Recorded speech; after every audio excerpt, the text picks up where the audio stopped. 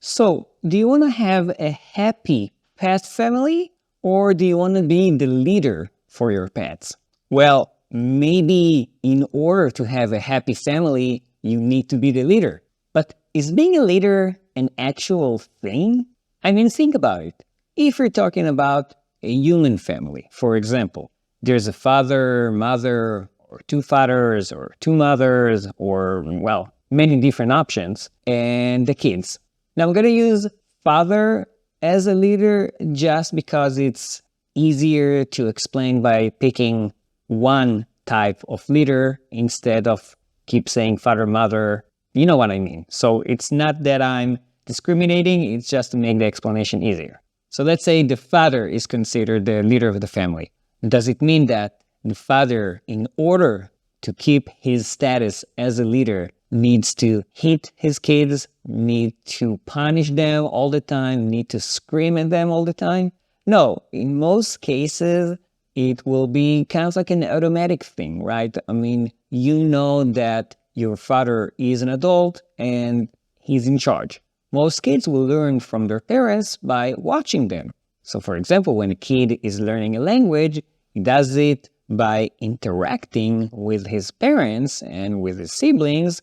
And when he actually does succeed in performing that specific action, in this case, the language, but also walking or anything, the parents are so happy that the kid understands, oh, there's a good thing going on here, I should continue trying it. But before you say, yes, my daddy did punish me and my daddy did scream at me, it is true that punishment is a very big part of teaching in human beings. But here's the thing.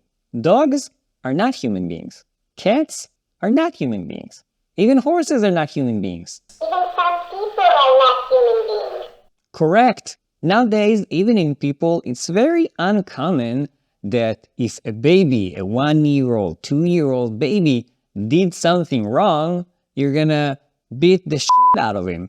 You might raise your voice for a second to stop him from doing something dangerous, or you might physically take him away from something that puts him at risk. But you're not gonna hit him, you're not gonna scream your lungs out at him, because that's probably not gonna work. It's only gonna scare him and he's not gonna understand, right? He's a baby. And that's true about dogs, even adult dogs and even adult cats. Their mental capacity is not that high that they understand the punishment the way that you mean it to be. So in most cases, it's really hard to correct or punish a behavior by being aversive to a dog or a cat. It's more likely that you will make things much worse by trying to do that. So the bottom line is that, yes, you can definitely be a leader. Good leadership is earned, not taken by force. Yes, you can set boundaries. You should set boundaries. And yes, you should teach your pet what's right and what's wrong. But you need to teach your pet.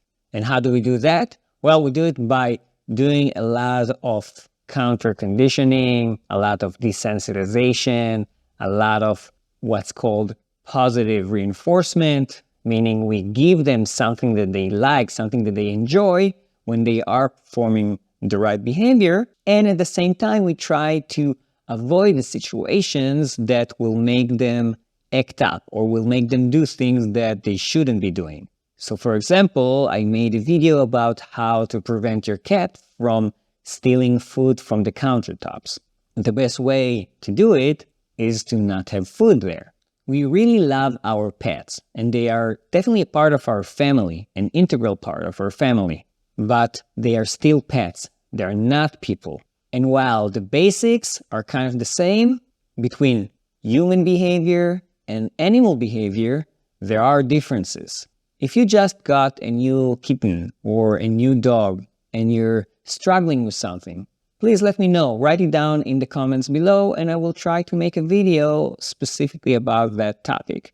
In the meanwhile, watch this video on how not to train a dog to walk on a leash.